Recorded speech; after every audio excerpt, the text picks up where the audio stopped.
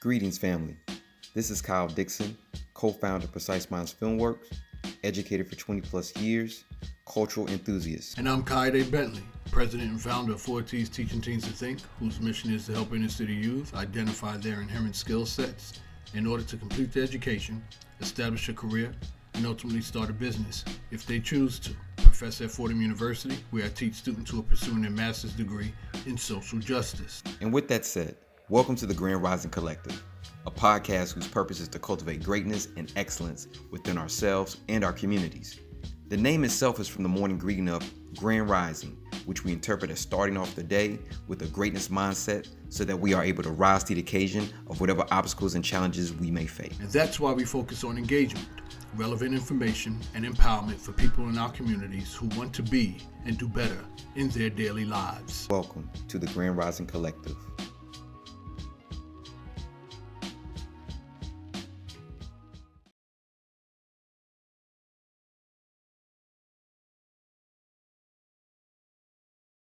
What kind of impact do you think Malcolm X had on the world? And what kind of, how do you feel about Malcolm X's impact on you?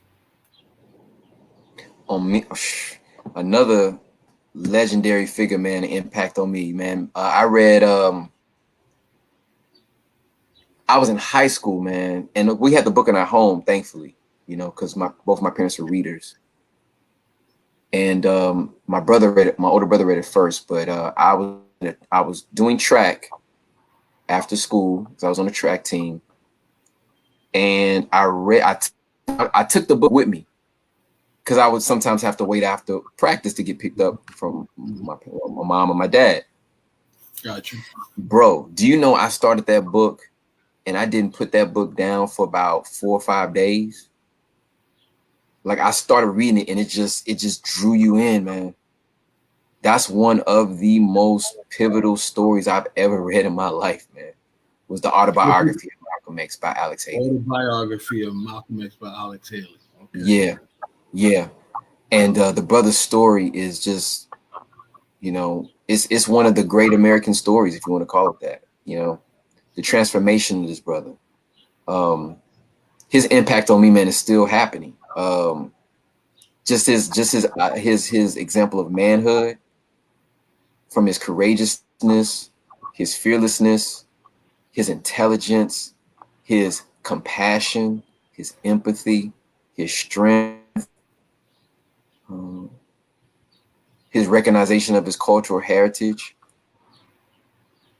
I mean, the brother's just amazing. He's one of the amazing brothers, man. And it's interesting that Paul Mooney passed on his birthday. He transitioned on his birthday, on Malcolm's birthday, which is ironic, you know, because they were both truth tellers. Mm-hmm. Again, another truth teller. Man, Malcolm, man, is still making impact on many people's lives to this day. There's a great book for those who love Malcolm. It doesn't get a lot of press, but one of my great friends turned me on to it. It's called Ghost in Our Blood. I want to say I have it around me, but I have to check. Yeah, I do actually. This book right here. This book right here. This book is a powerhouse. It's short, but it's impactful, right? And you see Ghost in Our Blood with Malcolm X in Africa, England, and Caribbean by Jan Carew, right? So Jan Carew, let me give you a quick backstory because I don't know a little bit about it. Jan Carew. It was a professor. He's from Caribbean, from Grenada, I believe, originally. What makes Jan Carew interesting, not only that he's an intellectual, he's a professor in Caribbean studies, Afro-Caribbean studies, but his son's name is Topper Carew. Right? Now, here's where it gets interesting. His son is named Topper, Topper Carew. One of my favorite shows, and a lot of people's favorite shows because it's on reruns right now, is the Martin Lawrence show. Topper Carew is one of the producers of the Martin show. Jan Carew's son, yes, Topper. Topper's in his like 70s, I think 60s, late 60s, early 70s. I think now he's older guy. Topper Carew was Jan Carew's son. Jan Carew met Malcolm when Malcolm was in England speaking at Oxford. So Jan was a student at the time. Topper Carew's father was a student when Malcolm was speaking, and it's his account of him talking to Malcolm, because they brought him there to speak. It's him talking to Malcolm in these intimate settings. So it's a very short read, but it's a very impactful read. It's dynamic. You really get a sense of Malcolm as a person, as an individual, through this account of Jan talking to him. It really gives you a very, very, very different understanding of Malcolm, a very fundamental standing of Malcolm during the time. This is right before he was assassinated. It's not too long before he's assassinated, unfortunately. Okay. Brother, when I tell you this book is like a gem, it's a gem. I would read Autobiography of Malcolm X, and then I would read that book. You know what I'm saying? Again, I posted, you know what I'm saying, Ghost in Our Blood. Dynamic book, man. In that book in particular, what one thing out of many, just one thing out of that many had a profound effect on you? Stands out. There's one, but I don't want to give it up because it's so profound, but I will give this one up. It's in reference of Malcolm asking more about his mother's heritage, being from Grenada. He talks to Jan because Jan is from Grenada. So there's certain things that Jan Carew is saying there, like certain idioms and sayings. And Malcolm would say, my mother used to say that. Oh, my mother used to say something about that. It's Malcolm asking Jan questions to find out about how people from the Caribbean came to London, came to England. Like, what was that about? What was that like? And him asking Jan certain questions because he had questions about how his mom grew up, like her heritage and where she got some of her staunch Black nationalist, Pan-Africanist ideals from. And it's him asking Jan, like, oh, like my mother's from Grenada, you're from Grenada. So what are some of the things maybe my mom may have went through or made her be the person she was to influence me in the family? You know, like, so it's these talks, man. It's really, really good. It's really, really good. You really get an intimate feel for Malcolm as a man. Thank you, brother. Yeah. Malcolm's impact on me in large part is through my, from my dad. Speak on that. Yeah, my dad was a Garveyite. I know. Yeah. And when Marcus Garvey died, Pop was there was a void, of leadership of that magnitude. And in his search for that connection to our culture, he, this is when Malcolm X was in the mix. And started becoming more affluent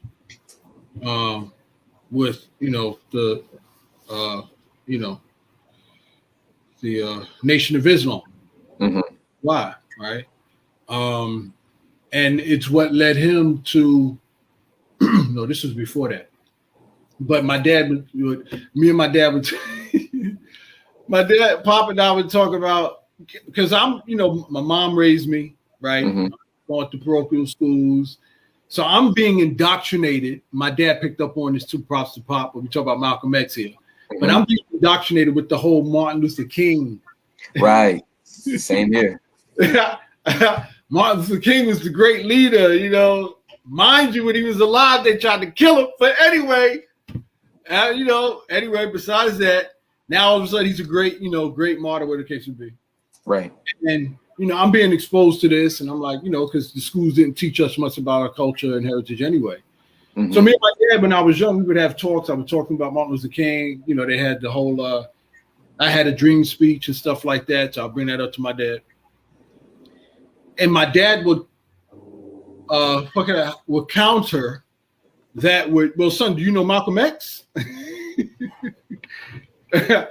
And I'm like, no, who's Malcolm? Because the school wasn't teaching me about no Malcolm X. The schools I was in didn't even make mention of Malcolm X. Not at that time, anyway. So I was like, nah. He said, well, you need to look up Malcolm X, son. You talk about this Martin Luther King. you need to look up Malcolm X.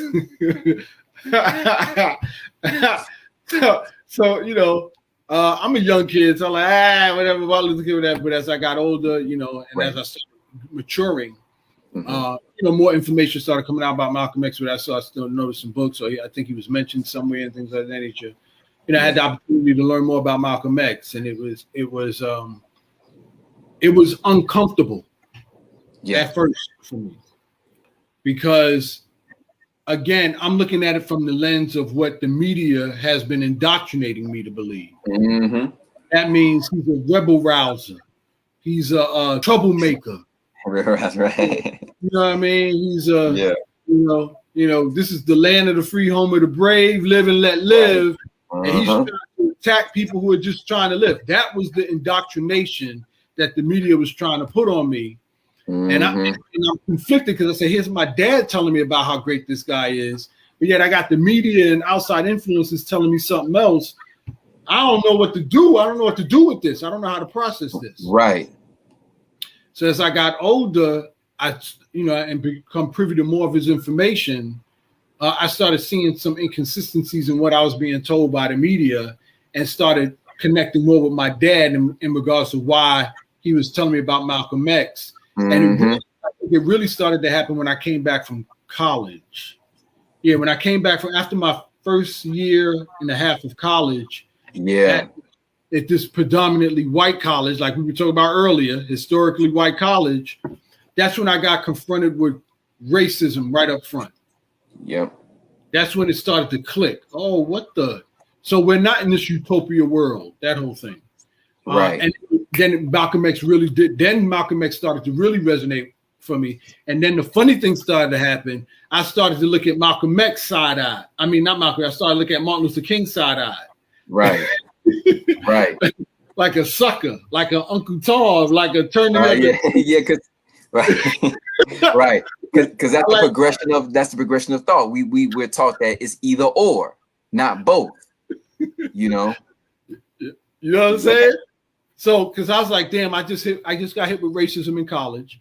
These sons of bitches treat me a way that I never treated them.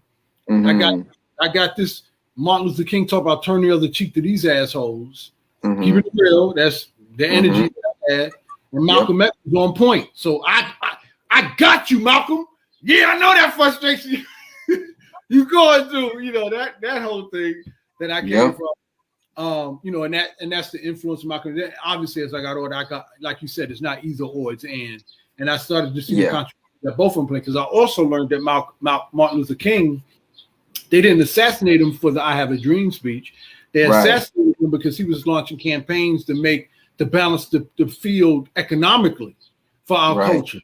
And that's what, and then that "I Have a Dream" speech, there was more to that. If y'all don't know, family, those of you all who are watching, subscribers, there's more to that "I Have a Dream" speech.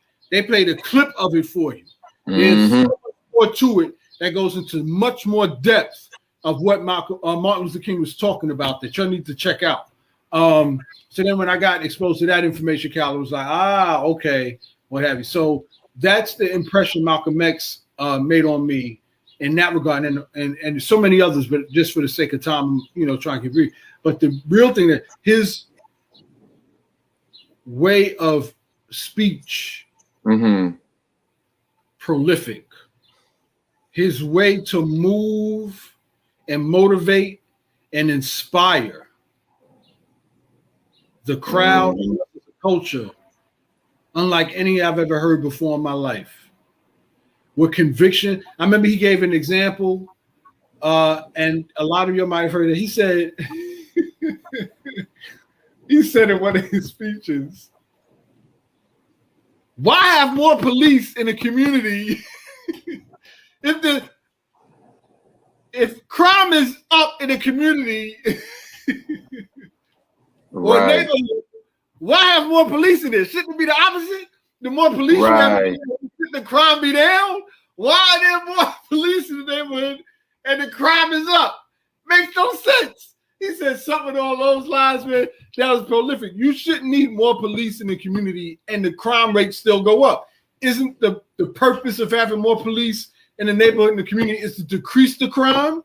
Right. So if you put more police in the community and the crime is still going up, what does that tell you? You know what I mean? What does that tell you? Once the police have convinced the white public that the so-called Negro community is a criminal element, they can go in and question, brutalize, murder unarmed, innocent Negroes, and the white public is gullible enough to back them up. This makes the Negro community a police state. This makes the Negro neighborhood a police state. It's the most heavily patrolled. It has more police in it than any other neighborhood, yet it has more crime in it than any other neighborhood. How can you have more cops and more crime? Why? It shows you that the cops must be in cahoots with the criminals. Profound, prolific. Both of them. Prolific. Prolific. You know? So, yeah. So, Malcolm X, man, that's the impression that he had on me. And obviously, now that you see in the world the impact that he has on the world, especially kudos to Spike Lee.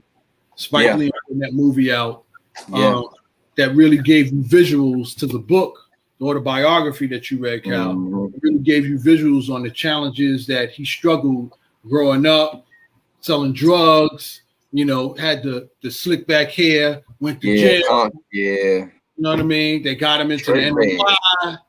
And then you should notice the NOI turned on him. They had not NOI per se, but government, you know. Government. There's a whole bunch of books. The FBI, there's a whole bunch. It's vast. I'm just giving you overview. He traveled to Egypt. Mecca. Egypt, Kemet. Traveled there. You know, some stories in the book about that as well. You know, man. Oh, had an enlightenment came back because one of the key things, man. We could talk about Malcolm X for a long time. Oh man, definitely, man. We could do, man, bro. We could do like episodes on Malcolm. I mean, the brother was just very well versed, and he was a Pan-African. I mean, think about this. He did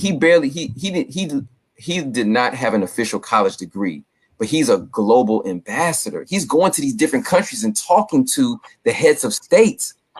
And this man doesn't even have an official college degree. Now, of course, his intellect is college degree or master's, really doctorate, really. But I mean, the fact that this man was that well studied, and he's residing in Harlem, like, you know, where I reside, Harlem. You know what I'm saying? That's what I'm saying. Like, he not only got his education from the books, but he got his education from the people of Harlem. You know, from the Nation of Islam, from reading, you know, self-study, self-mastery. I mean, this brother was a very unique, sharp individual, man. But again, he was not created out of a vacuum. I think we always have to remind people he was not created out of a vacuum. His father was a Garveyite. His mother was a Garveyite. She was on the secretarial. I think she was like head secretary for the chapter of Garveyites in that region. You know, his father was unfortunately killed by racists, and then that helped break up the family. So Malcolm, one thing I want to say about Malcolm, man, that I'm starting to come into realization, Malcolm was already a sharp young man. He got sidetracked. Malcolm was already on the path of intellectual acuity and cultural awareness because of his mother and father. But them as a family got sidetracked because of racism. White supremacists came in and killed his father because his father was like, you know, if you want it on an intellectual level, I can give it to you. If you want it on a physical level with these firearms, I'm gonna give it to you. So he was like, he said, I'm a man. You cannot. There's no. If you want to bring it. I got you on all levels. Come with it. So Malcolm, with that mentality, is like, as a man of truth and honor, I'm gonna stand on my square. Authenticity is what I'm talking about, y'all. Authenticity. These are the people that are from our communities. That's why Malcolm is so loved. That's why Paul Mooney's so loved. That's why Garvey's so loved. Elijah Muhammad too, loved. Minister Louis Farrakhan, loved. You know, now again, they have their faults like any man or woman. But Brother Malcolm, going back to Brother El Hajj El Malik Shabazz, which is the name given to him by the Honorable Elijah Muhammad. character, man. These people stood for something. Stood for something righteous, by the way. You know, and they put their lives on the line for us, for them, and for us. You know, pave the way. Right. We also got to talk about two people I want to mention that I'm starting to really get more into in reference of Malcolm's legacy. His sister Ella out of Boston. Okay. And his wife, Dr. Betty Shabazz. Okay. Malcolm does not exist in his state without those two people. You got to talk about the sisters, man. You got to talk about the people who influenced him. And his sister Ella was one of those main people. When his mother was taken by the state in a psychiatric ward, which she recovered, by the way, and she lived longer than Malcolm. Okay. That's one thing they mentioned in the book, the Jan Carew book. She actually ended up getting out of psychiatric and getting her life back. Okay. And lived to like 90s, man. Okay. You know? So that's one thing that the movie didn't mention, that the book didn't mention, because it went up to a certain point. But yeah, his mother outlived her son. Wow. You know? Yeah. That's what I'm saying. That book, man, it's impactful. But you know, the brother Malcolm, man, will always be forever. He, like say, our Black Shining Prince, as they call him. Yeah, he's our Black Shining Prince. Thank you, Cal. Yeah. So with that said, I guess the solution that we give to these particular two influential icons for the community that stood on their own square, takeaways or the tangibles, you know, as we do, and proving as we go along, is authenticity. So in this world that we live in today, I'm again trying to be real brief, there's a dire, or I don't know if that's the right word, but there's an overwhelming of authenticity. There's an overwhelming lack of people lying and cheating and, you know, fabricating, just trying to get by. You don't have a lot of individuals who own their truth, stand on their truth, especially for justice and righteousness. I think we're being dominated as a populace by the few who are just deceitful and all that other stuff. There's not enough, and there's more of us who are who how can I say this? Want to treat others as we want to treat ourselves, who stand for justice and right. We're just silent. And I'm saying that all to say these two people that we just mentioned today, for a reason, is all ordained, is for a purpose, hopefully gives all of us, Cal, myself, can't speak for Cal, but those who are listening, hopefully just by us mentioning their names and giving them the respect and giving this time of addressing them, puts that vibration and frequency to inspire us to rise to that level of authenticity, standing on our square, speaking truth to power. So with that, these two people in particular, Paul Mooney and Malcolm X, all respect to you. Thank you for the time that you were here and shared with us your, you know, gift or gifts. It has affected our lives in many ways and vibrations for generations, for not only us, but for generations to come. So I wanted to give them that acknowledgement. Definitely, man. Shay, brother. Indeed. Shay. As we tie into Kwame Brown. Kwame Brown. What we got?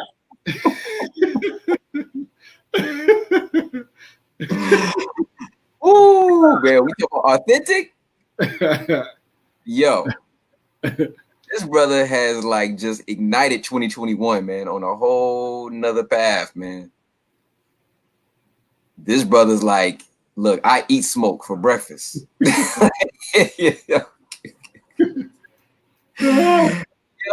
man, Kwame Brown. Yo, I remember when he got drafted, man. Look, I never saw this one coming, but I am thoroughly shocked and thoroughly enjoyed his commentary for the past week. The brother is spitting fire. He's spitting fire, family, and it's all like it's laser focused too. It's laser. It's not like he got the blowtorch. He got the laser.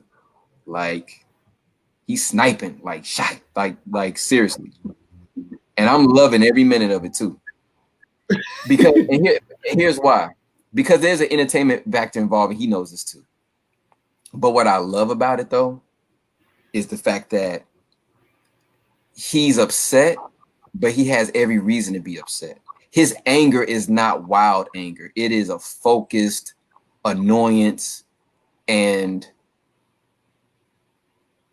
awareness that a lot of people that I grew up around, the way he is expressing himself are the type of men that I grew up around. And one thing that he said that I don't think a lot of people caught, that is very cultural, not only his pattern of speech, the country dialect, but he said something, and only people who kind of know and catch it or come from that region will catch. He said, "I'm Geechee." He said, "I'm a Geechee man." And I said, "Yo, y'all done effed up and poked the wrong bear." Because what from my understanding, he's saying me being Geechee, I'm reaching back. I'm reaching back to that African cultural historical heritage that we used to have as a people and as a community. And the stuff that y'all talking, this nonsense, it stops now. He's saying that this chatty, what Dame Dash would call it, these chatty patties and talking about people and putting people in a certain light, oh, he's a bust, he's a failure, or, you know, joking on people's demise and failures. He said, as a true person, as a true human, as a true man, that is unacceptable. And I'm here to call y'all names on it, and I'm giving you all the heat. And I'm enjoying all of it. And you niggas disturbed my peace. And that's why I came at you so vicious. Don't disturb my peace. I'm going to sit back here and I'm going to chill. And I can go back to being a nice country boy. But I am going to be watching. I am going to be watching the way y'all niggas talk about black males specifically. And I'm going to be recording it. And I'm going to be putting it up on my YouTube. Yeah, we gonna put some respect on men's name. I salute black women. I salute the real black women that band together. So now it's time for us black men. And we need to band together and put some respect on our goddamn name.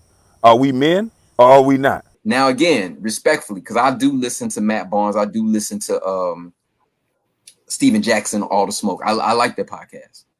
But he's saying as a whole, this culture, just kind of this cancel culture and people joking on people and all this, it's bullshit. It's whack. It's unprofessional. It's unmanly as far as having standards and stuff like that. And he's like, I'm not going for it. And I wasn't even talking about y'all. Y'all brought my name up. So since you brought my name up, since you wanna poke the bear, I'm gonna give it to you. I'm gonna give it to you. Right? This is the type of men, these are the type of people that I grew up around. It's like, look, man, I'm not here to bother nobody. I'm not here to flex on nobody. I'm just trying to live my life. But since you want to keep bringing my name up, since you want to put me in the bad, this category of failure, let me show you. Let me set you real straight real quick.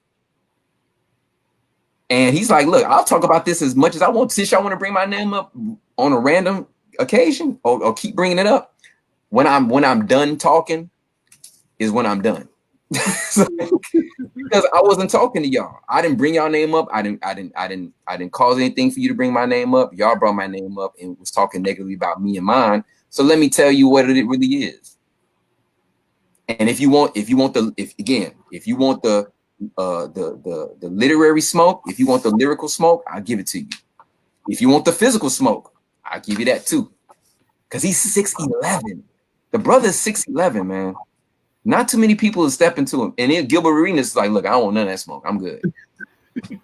I know my boundaries. He's like, I know mine.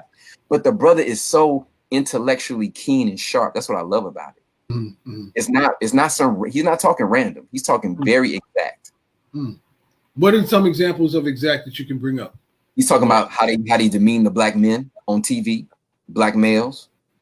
He's talking about how, in reference of media, how they'll appraise one person, they'll praise another type of person, But then when it comes to certain black males or what's seen as a bust or a failure, he's like, nobody in the NBA is a failure. I've heard that many times. Nobody in the NBA is really a failure. Now, on that level of a competition, there's still a hierarchy, of course. But I mean, he said, dude, I'm not a failure. I made it to the NBA. I bought my mom my house. I got my own land. I'm living my life, take care of my children. What more do you need? Because I'm not out here being a fashion show. Don't take it like I'm taking care of mine. I'm doing what I'm supposed to do as a man, as a person, as a father. I'm taking care of mine. What else do you need? But just because I'm not out here, with the latest, car showcasing or the latest clothes, or I'm talking about other black men and demeaning other black men, that I'm not valid. What kind of standards are those? That's what he's saying. Again, going back to where are we going with this? Y'all talking bad about other black athletes. You talking bad about their families, who they sleeping with and all this. What is this? He's like, what is this, man? Where are we going with this? As a black man, you talking about other black men? Come on, man. He's like, look, I got other things to do, man. I got land, I got a tractor, I got to take care of, I got children, I got to feed. What about the family? He talked about, what about the black community? What about the black family? We as men, we as women, what are we doing out here? That's what I appreciate. Okay. I'm totally in line with what Brother Kwame's talking about. I'm like, salute, bro. I feel it. No, man, I feel him, man. Because this is the type of men I came up around. Right. This is the type of talks we would have as young guys growing up. Like, okay, man, yeah, you got the nice car and everything, cool, man. That's salute to you on that too. But damn, man, if you ain't talking about building up no family, no community, what you talking about then?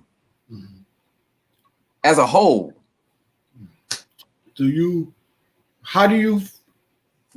All right, so just interject the $40 million slave. Yeah, let's do that. Dr. William C. Roden out of Chicago, South Side, right? I met Mr. Roden. And its impact, $40 million on sports athletes. The indoctrination in their silence and contributing to the dismantling of the black family. Yes. Or family in and of itself, and the annihilation of the brother, the black man, the king. How did Kwame, if you know, how did Kwame, if anything, escape that? Or how did that not trap him? How do you think that not trapped him? And do you see a wave now? I don't want to say wave because wave indicates temporary. Do you and trend to an extent? But do you see a new direction, as it were, now for our young brothers growing up now, particularly in sports, as we speak in reference to basketball, right? And how it correlates to 40 million slave. Do you see? Is there a different pattern or path that our young brothers are taking now in an enlightenment, whereas now, you pay me $40 million, I'm going to use my platform like LeBron James and build schools like LeBron James and contribute to the inner cities. You know what I mean? I'm using LeBron James as an example, not direct comparison to Kwame. But how did Kwame escape that entrapment of luxury, easy life, as it were, so to speak, in post of them calling him a failure? I can't speak on that because I don't know enough about the brother's history. But it seems like he had a very strong foundation. He had a strong foundation of what family is, what it means to be successful. When you have those strong values, man, you get sidetracked. The best of us can get sidetracked. But it seems like the brother he was already intellect. He was already smart, like book wise and common sense wise. The brother has a lot of common sense, right? Okay. And it seems like his family, whatever his dynamic was, or his community, enriched him to say, hey, here's the things that you need to really focus on other than this other stuff. So it seems like from observation that he already had that within him, but it took, of course, a while to develop, and he developed over time. And he was, he didn't really do a lot of interviews when he was coming up in the league, in the NBA. I don't remember him doing a lot of interviews. So we never really got a chance to hear the brother really, really speak on things. So when we hear him speak now, we're like, whoa, we're like, yo, not only is the brother intellectually sharp, but he's speaking on like real issues. Well, like, and he knows what he's talking about. let me interject real quick. Maybe over the years, the reason why we didn't see him being interviewed or what have you is because he was that sharp. Maybe they knew that already. Yo, just keep this kid. Nah, he's too intellectual. We don't want to encourage the community. And then when they threw his name in it, which was a big mistake, like you said, I'm gonna give you all the smoke now. You broke the beer. Now and he did it constantly. It wasn't just one time. It was like a few times. And again, that was the camel that broke that was the straw that broke the camel's back, because it's been going on his whole career. That's why he's so passionate about what he's saying, because he's saying, I can, from the time I came into league to the time I left, I got that title as a bust, and I kept my mouth shut and just kept it moving. But since y'all want to keep bringing my name up on this podcast, that was the straw that broke the camel's back. Say, okay, now since y'all want to keep bringing my name, I'm going to address you and everybody. You know? So he said, I was minding my own business. I would have minded my own business, probably did a few interviews here and there. But now it's like, okay, well, y'all want to know? Well, here it is. Here it is. You know, and I respect him for it. I respect him a lot for that, man. You know, like to put himself out there, put his life out there, and to really, again, he's angry and he has every right to be angry. But again, he's an example. Kwame right now, just in general, is an example of when you use your anger for good. Right, of course. Because there's no such thing as, here's one thing I've been learning over the past year. There's no such thing as negative emotions. Emotions are just emotions. And especially us as men, as black men, he's a dark-skinned, tall black male. Let's say that. Yeah. He is upset. He is annoyed. He is perturbed. He has been vilified. And he's like, I'm not having it no more. And I'm going to tell you all about yourself respectfully. And I'm going to do it with emotion, but it's going to be very channeled, right? Very focused, because I want you to feel what I'm telling you. That is a perfect example of someone who has righteous anger. Well said. Well said. I think that's a lesson that we as a culture need to learn, and not learn develop, because the reality of it is everything that we've been through as a culture in this life kind of makes it difficult for us to address the injustices calm and rationally. I don't think that's realistic either, because had any other culture been through what we've been through, they wouldn't react rationally either. You see how they're wilding out already, and have, like, for example, not to, I'm not singling out per se any other culture as if not to group them. And then what is rational? Rational is subjective. If you beat me upside my head, rational is to break your arm. If you beat me upside my head, literally, and you're causing me harm when I've done anything, the rational thing to do is to break your arm. Or remove myself from the situation. That is also rational. Right? So again, to be rational is subjective. To an extent. Now, to an extent. That's what I said. Yeah, what were you about to say? I was gonna say, rational, like I said, to an extent. If you're beating me up against my head and I've done nothing to you, and I want you to stop, then I might have to break your arm. All right. Or I could flee the scene. Okay. Right. Or I could pull out my Glock. Unfortunately, yeah. You pull out a weapon. Pull out a weapon.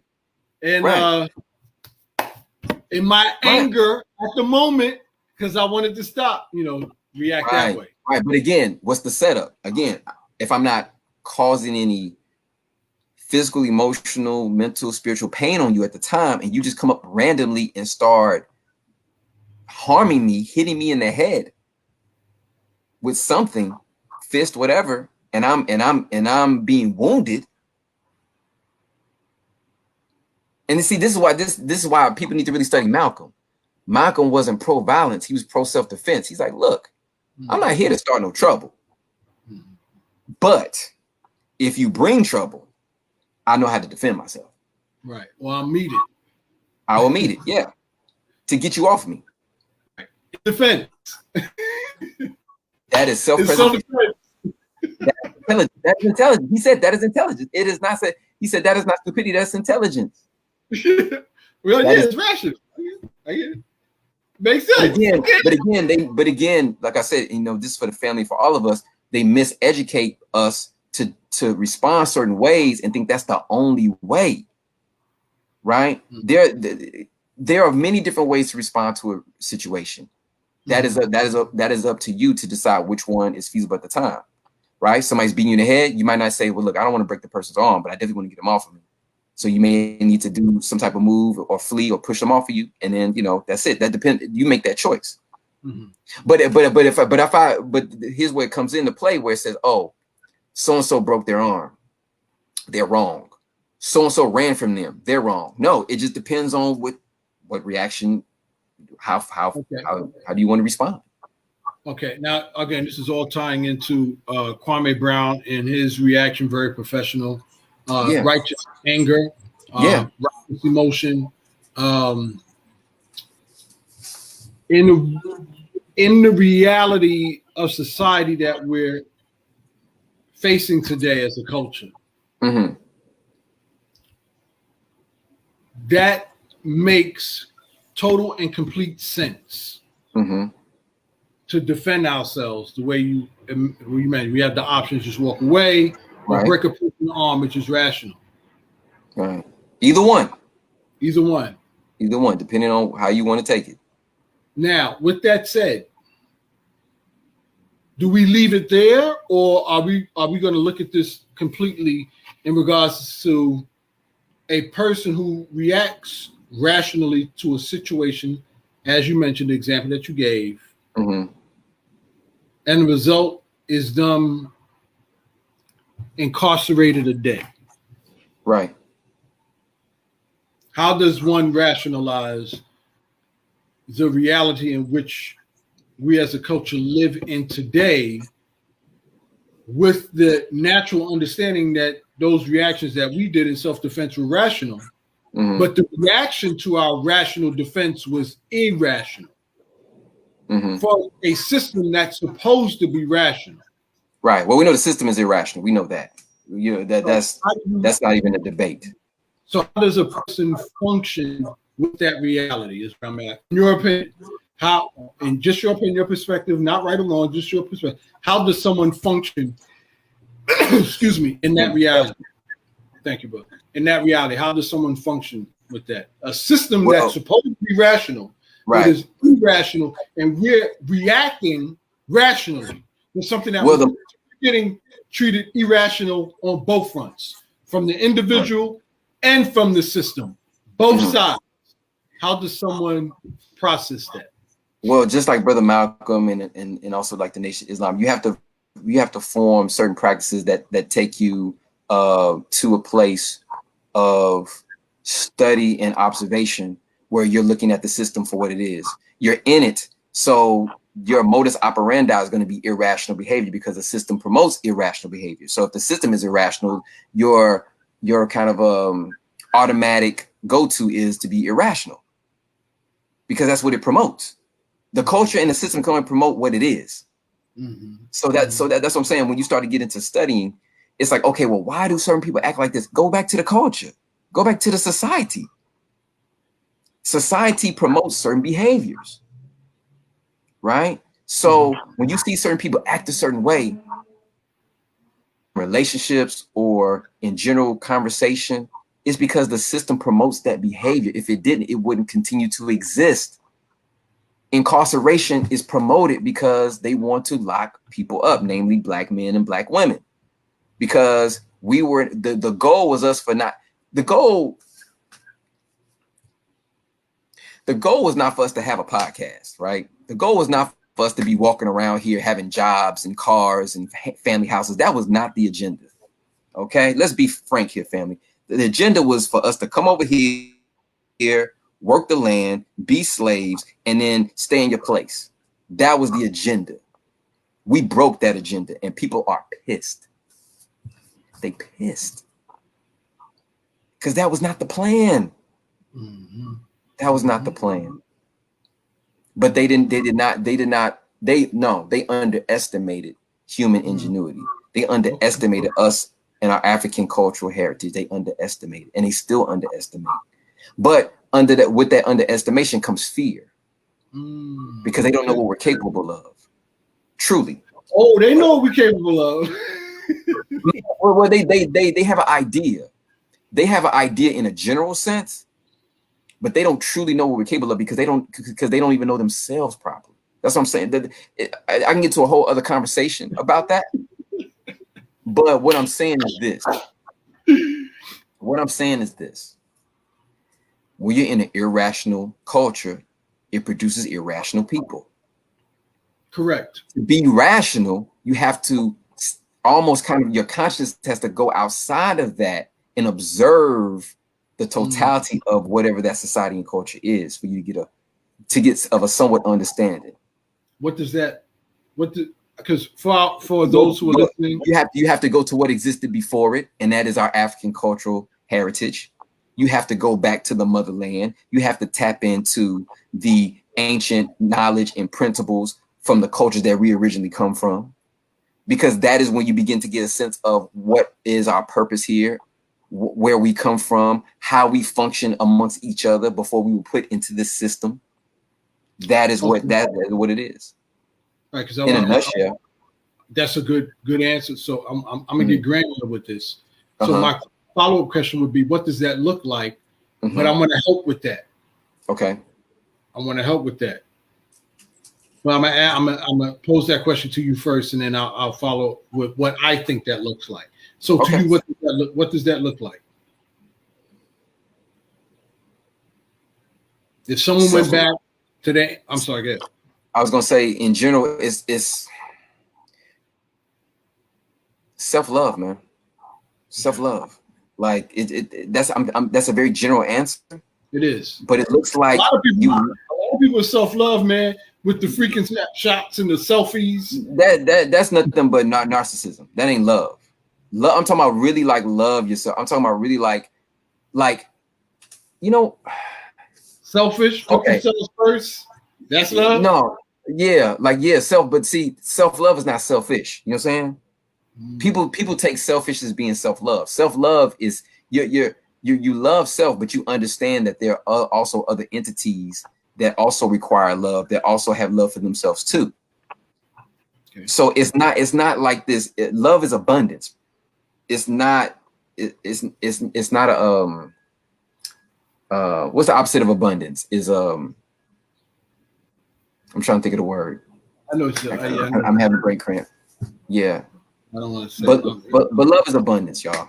It ain't. It's not something that it's in this little corner and I gotta save it for myself and there's no more to give. No, it's abundant.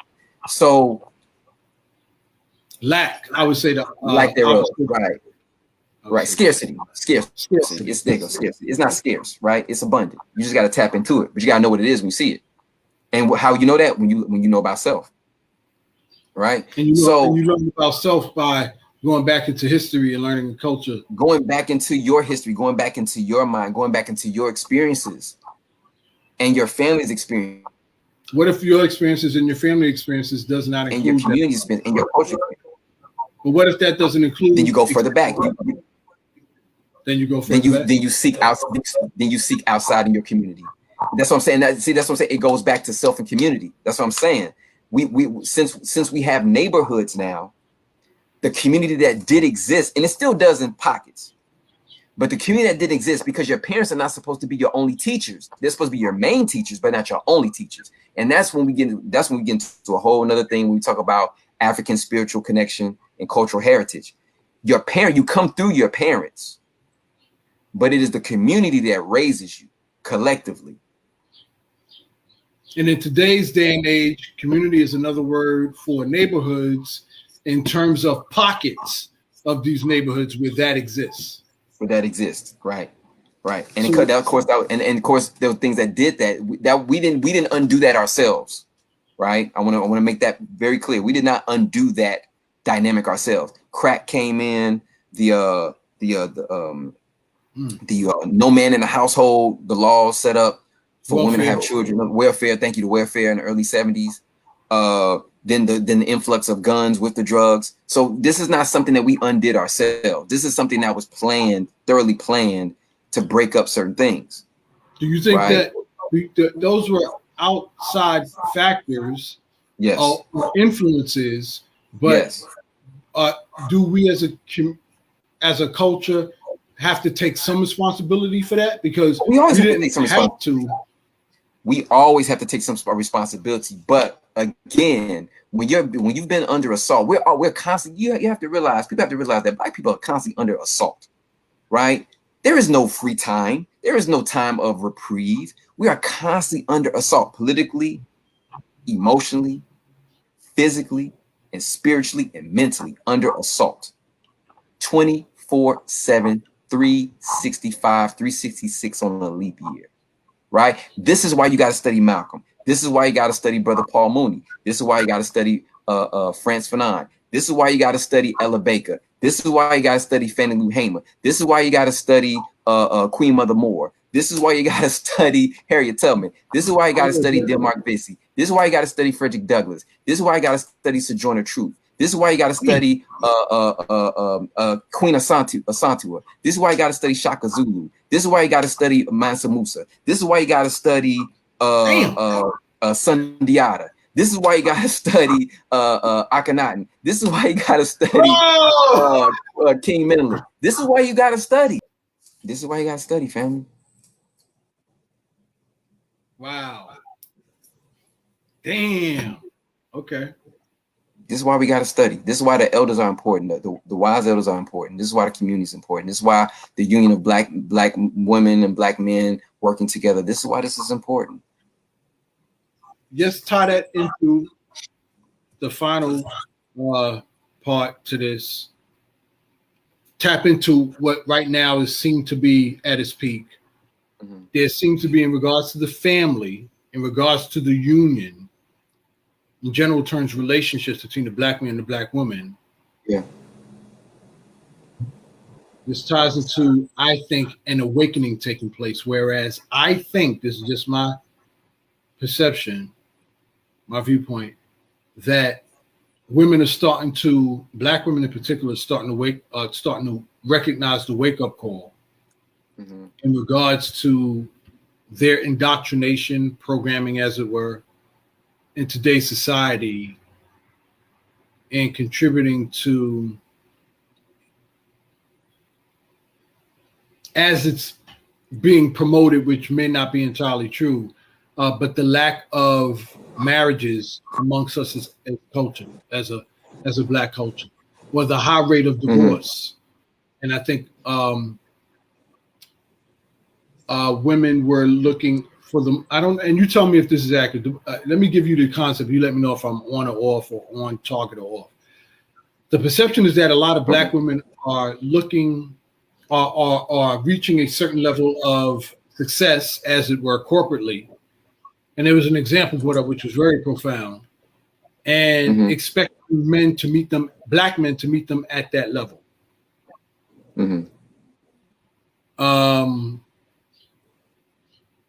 And I'm coming to realize, oh man, I'm trying to figure out how to put this.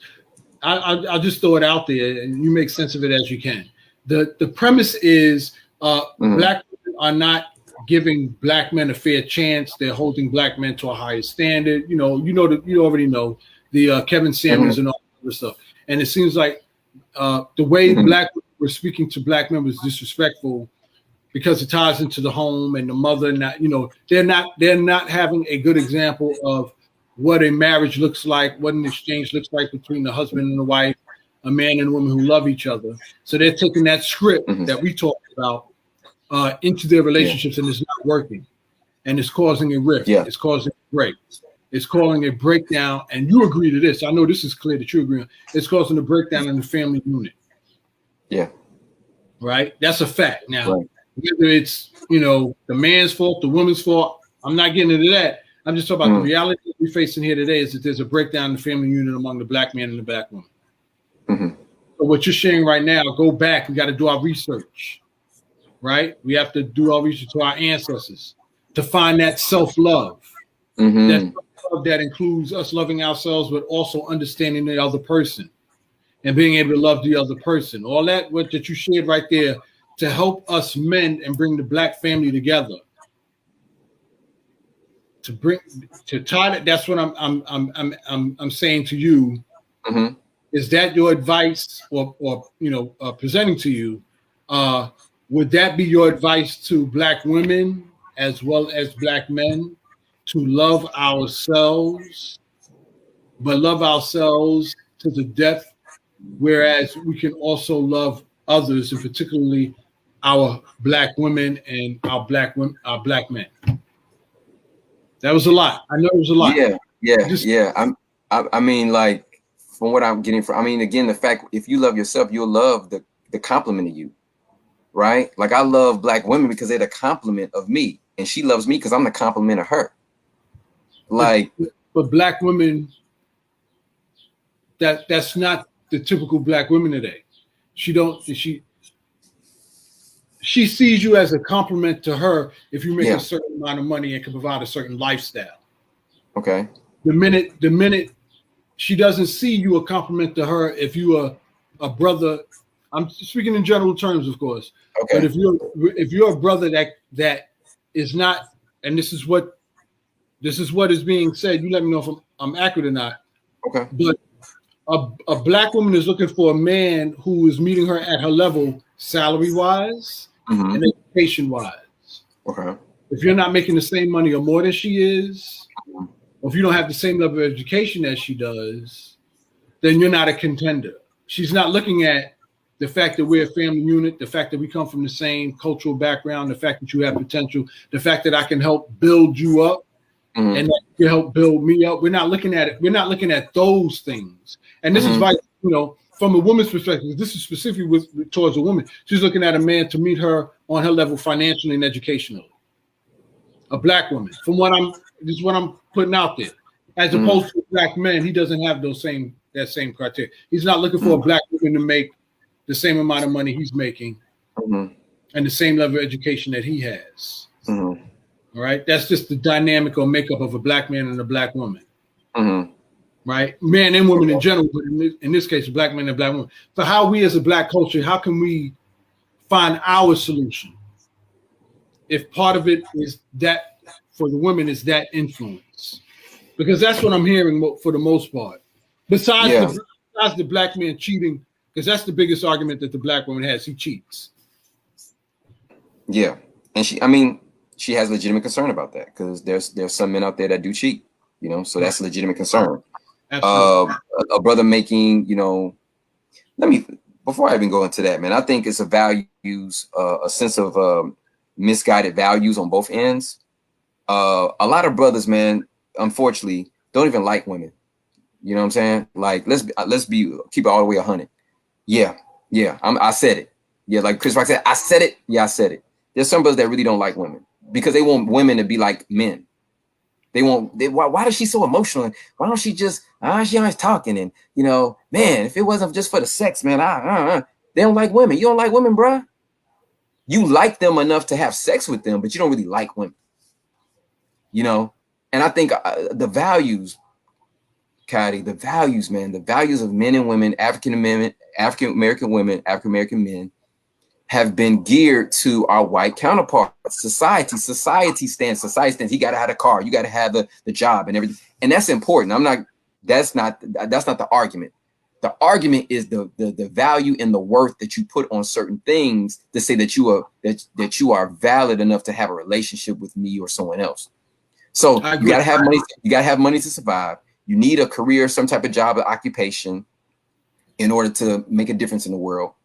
And then on top of that, you gotta, what is your intellectual level like? Where are you coming from intellectually? Are you able to handle certain decisions?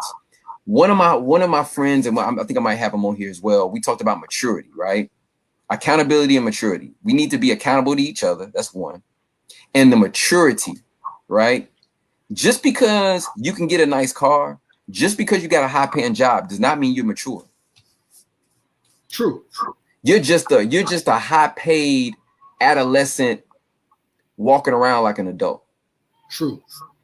So if we know that, then we know that, or we come to that conclusion, then what are we going to do on a daily basis to help us to become more mature? What tools, what strategies will we use as a individual and as a people to become mature enough to be able to handle being in a relationship with ourselves? That's first, because a lot of people aren't cool with themselves. That's the first. That's, again, I keep going back to self, y'all.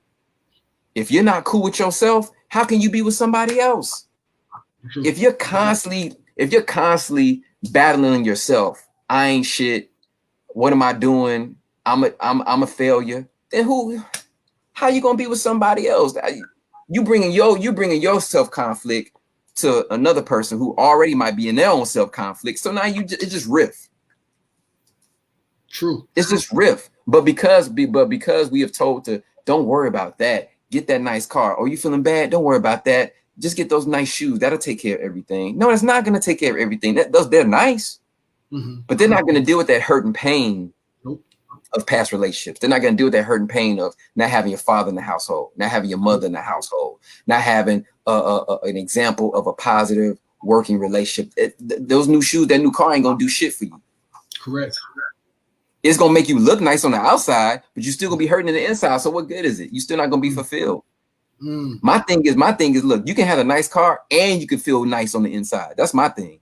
Correct. Have the fly ride, have the nice clothes, nice shoes, nice house, all that. But also the same way that we see that outer looking beautiful, make sure that inner looks just as beautiful, if not more. So the question comes down to, in regards to the culture between men and women, based on that, how do we do that? How do we do that? We turn off the TV. We turn off the TV, turn off the news, and start to ask those self-reflecting questions. How do I love myself? Do I love myself? Why do I not love myself? What are my examples of love? What are my examples of taking care of my own mental, spiritual, emotional, and physical self? What does that look like? Okay. The questions are there.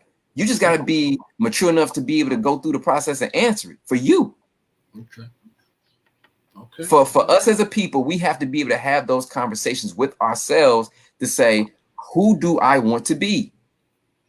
How do I go about doing that? Who do I need to surround myself with? Where do I need to go find out the answers? And we have to be honest with ourselves.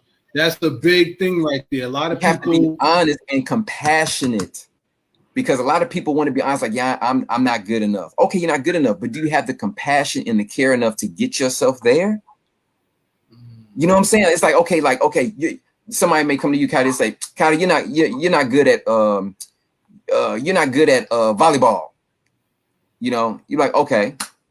Then you say, okay, then the next question, okay, well, how can I get good? Okay, here's some solutions. If you follow these steps, or if you follow these strategies, or begin to exercise these strategies, it will begin to get you to the place where you become good at volleyball. You see what I'm saying? It's like the work is there. One of the symbols in the Kemetic society for love is a plow, right? It's a plow. You have to till the land, y'all. You have to work it. What did my Indians say? Nothing works unless you do. Yeah, nothing works unless you do. Unless we do the work, it's not gonna go. It's not gonna go. But we come into this fast food, microwave, instantaneous society would tell you, like, well, I just want it, and that's what I want. Sometimes you don't even know why you even want it. I just want it because everybody else got it. Wrong answer. Go back and do some more studying. Right? And it's righteous study. You'll feel, look, and I'm telling you, I've been doing this. I'm still doing it on myself, and I'm loving it. It's painful, yeah. Is it joyous? Yeah. Is it sad sometimes? Yeah. Is it exhilarating sometimes? Hell yeah. But I'm doing it because it got to be. If I can't work on self, then what can I work on? Well, first of all, if you can't, like they say, what is that statement? If you don't love yourself, nobody else will. Thank you. If I don't love myself enough to put the work in myself, who's gonna do it? Nobody's gonna do that. Nobody's gonna do it. My parents showed me up to a point. Right. Give thanks for them, right? But they're my parents. They only knew what they knew. Right. So I take that and I'll take it further. So my children won't start where I'm starting now. They'll start from another place. And then they build on that. And then their children build on that. And their children build on that. So in essence, bottom line, and I don't know how many other ways to say this in various forms, but it comes that we got to do the work. We got to plow. You got to do the all work. of us as individuals, black men and black women, black men, whatever order, we have the responsibility falls on us as individuals. It does fall on us as individuals, but we are community. We do it as the community supports it. It's up to you to do the work, but the community it should support the work because we're not a vacuum. We do it collectively because as we get better, the community gets better. You and I are a good example of that. I pat ourselves on the shoulder for that. You and I are both a good example of that. Are we perfect? No, we're not. But are we willing to do the work? That you damn right. And from what I've learned, to add to that is some people may not know or have access to that community to support them do that. But how it works, this is just based on my possession, is it has to start with us first. And like you, a good example of that, Kyle, as you start to work on yourself, like Kyle said, with honesty and compassion, what will happen through the vibrations and the frequencies of how this life is spiritually, then will be drawn to that community, or an element of that community will be drawn to you, because that's the energy and the frequency that you're putting out that will draw you, which will draw you to that community or group of people who can support you, as Kyle is saying. But that's never going to happen. Like if we as individuals, or if this individual is waiting for that community to come to them, that's never going to happen. The only way that's going to happen is if you start the process. That's the key word. You have to start the process, or in other words, start the work. So you have to make an honest effort, be deliberate about what Kyle is talking about. Do that work. Do that self-reflection, inspection. Be transparent. Be honest with yourself. Like Kyle, painful, yes. Is it exhilarating? Yes. Is it what you say? Challenging? Yes. Yes. But, rewarding? Yes. So yes. It's going to be a challenge. It's not going to be easy, but at the same time, you're going to get rewards, and it's going to be just as much fruitful as well. So that's the tangibles that I wanted to emphasize, Cal, in this discussion, especially as it relates to the Black family and relationships, since that's a hot topic, especially today. Is you got to do the work. Right? There's no secret formula. There's no magic formula. There's none of that. What it comes down to is you as an individual got to do the work. You got to put that work in. And part of that work includes using technology, like Kyle shared very eloquently. He's in a relationship group called Acoma. I believe that's what it is. Yep. Acoma Black Love School. Yep, that's a great place to start. I'm taking advice from that as well. I'm going to pursue that as well. But for the love of you all, our community, our supporters, subscribers, if you're in that situation, as we see ourselves in regards to a unit, family, for us to mend and heal, tangible solutions is you got to do the work yourself. You got to start that process yourself. You got to start by being honest and, like Kyle said, compassionate. I just wanted to leave that tangible there, Kyle. Indeed, brother. It's important. I appreciate you for that. Yeah, because it's important, family. It really is. And, everything's a process, of course, but it's worth it. It really is worth it. And especially we talk about, we talk about relationships, but we don't talk about what it takes to be in a relationship with yourself. And it's like, okay, we keep skipping that part. And it's like, okay, something got to give here. What are we missing here? Because we're missing something. And it's like, okay, these what we call the emotional intelligence and the emotional acuity and the emotional implementation of like us just being in tune with ourselves. I mean, a society will tell us as a man, don't show your emotions. That's weakness. Don't be emotional. But men are emotional. It's just like they're talking about like, let's keep the emotions out of it. Come on, man. Like that don't make no damn sense. You know what I'm saying? We speaking about stuff, it ain't making no damn sense. We parakeeting. It doesn't. It's because we look at emotions men, we say don't be emotional, but most men get mad or angry and upset or sad, depressed. That's emotions. Emotions come from the mind. They start in the mind first. You have to, and then it resonates through our heart, per se. You know what I'm saying? But it comes from up here. Come on, man. Like, men are emotional. We just have a limited range of emotions other than our women. You know, they have a wide range of emotions, right? That's why when they go into their bag of emotions, we're like, we don't know how to deal with it because we don't have the literacy. We don't have the emotional literacy. Right? Yeah. I mean, I'm speaking from fact. I'm speaking from my own personal experience. You know, so what I'm saying is it's worth the work. The work is worth it, is what I'm saying. You know, but you got to seek it out. And once you start to seek it out, then things will start to come together. Right. You know, once you start doing it. Because, like, I mean, KAYODE and I, we could have said, you know, are we thinking about a podcast? We thinking about it. Oh yeah, we thinking about it. That serves what? Who does that serve? Like, yo, nobody. Like, no one. No, right. It's serving us, and it ain't serving the people. It's occupying space in my mind that can be used for something else. Yeah. Yeah, people die with their dreams. People die with their aspirations and not, you know, implementing it, taking that first step, action step. And it's not easy, fam. We know it's not easy. Yeah, the first step. It's not easy. I mean, you again, like I said early in the podcast, successful people fail more than failures do. Yes. Right? Successful people fail more than failures do. So if you know that, yeah, if you know that, is it going to be tough? Yeah, it's going to be tough, but I'd rather be tough going for mine than sitting.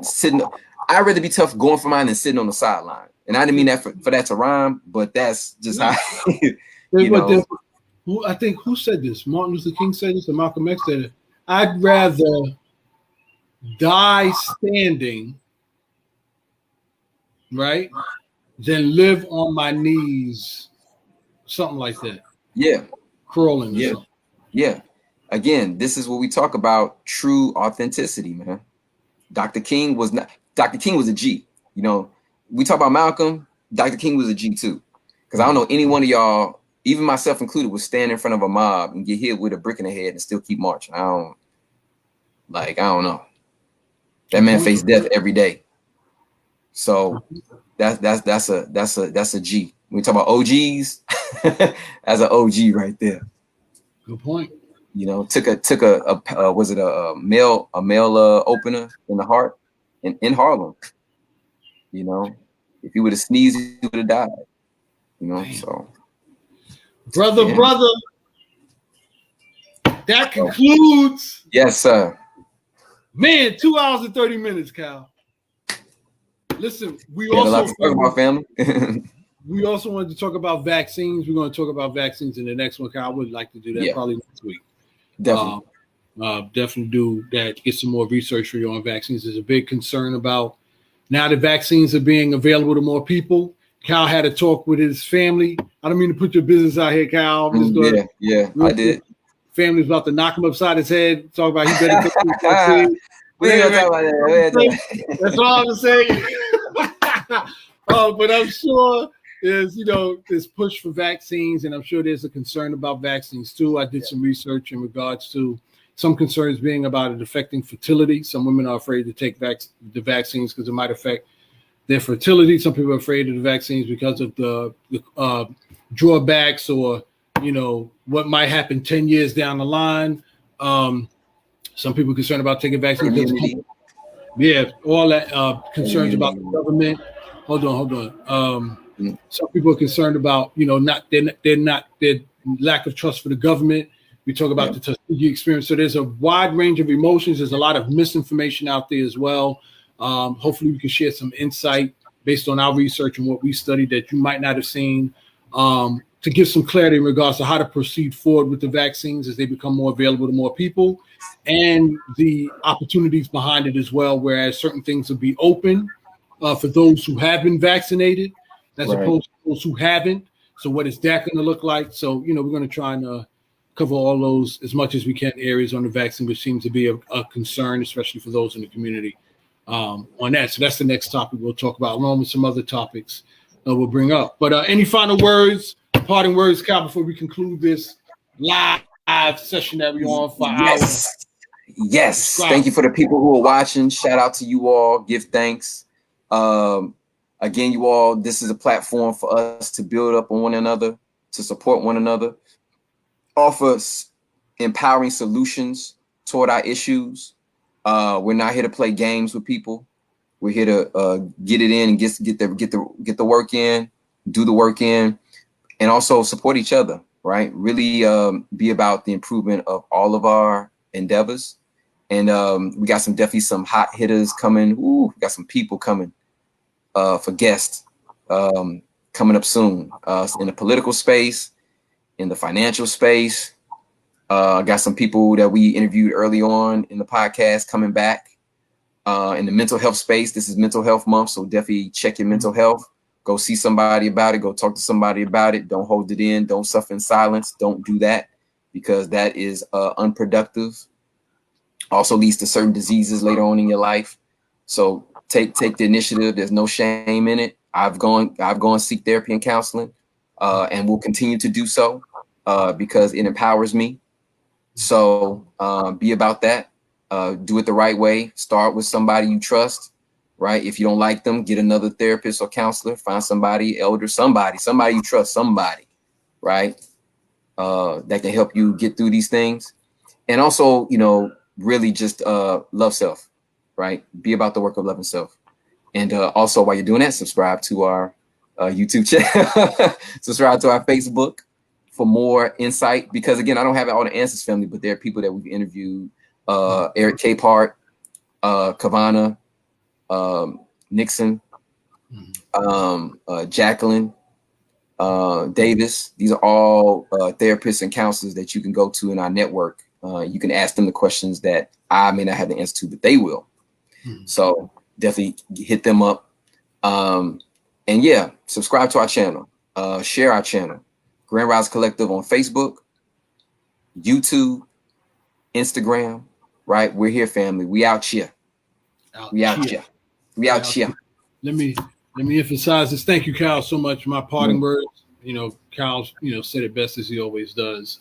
I just want to emphasize this one key thing. If you're watching the channel, utilize the comments. Really. And I say that not as some promotional ploy or anything like that, but there are some questions you may have that we may have the answer to. There are some concerns or issues you may have that nobody else is answering. We may be able to give you a perspective on that. And I'm saying that from the standpoint that Cal and myself, in my opinion, and I'm not speaking about anybody else. I'm not saying I don't know about anybody else. All I know is about the people I know. I know myself, and I've met Cal, and this is my brother. We go back. There's a level of the key thing that we talked about in this topic that we had, which was authenticity. And we are, I think, as authentic. We're among many authentic, whatever that word is. Authentic, yeah. You know what I mean? Yeah. But authenticity, you have that from us. We want to help. We come from a background of experience in various capacities. Kyle in the education field as well as the entrepreneurship field. I myself from the entrepreneurship field and the education field. We have experience. We've been through life. We've gone through a lot of stuff. So if any of you out there are struggling, put a comment in the field, man. If you have a topic you want us to talk about, I'm telling you right here, this guy right here, Kyle, brother does his research. You already heard the books that he's read, and he talked about it in here at length, man. So you have a wealth of knowledge with us. And it would be, I think, in your best interest to, utilize it as best you can. And that's not to say we know everything. So if there's something that you have a question about or a topic you want discussed and we don't know, we may have someone in our network that we can bring on to address those topics or concerns that you may have. So utilize technology that we have today. Utilize your informal advisory board, as it were, or your informal support system in us to be able to help you through whatever challenges and confusion you're going in life. So take advantage. I want to emphasize to take advantage of the comments. Put that stuff in. And if you're worried about your privacy and you don't want to put a comment because your picture or profile will be there and you want nobody knowing your profile, we have an email address, grandrisercollective@gmail.com. Put that in there. See in our next podcast and the next discussions that we have, we address those comments. So, I just want to stress that for y'all who are watching, because, you got some tools here that you can utilize that you're probably not using. So that's all I got to say on that, Kyle. Indeed, sir. Indeed. So, family, thank you for listening. Thank you for being a part of the experience for today, the live feed, right? Drop some gems, talking about some things. But no, we appreciate you all, and continue to support, continue to subscribe, continue to share these things, and let's have a combo, and let's be about our best self. Let's rise to the occasion. All right. And on that, family, on that note, we'll say on that count of 3, 1, 2, 3. Peace.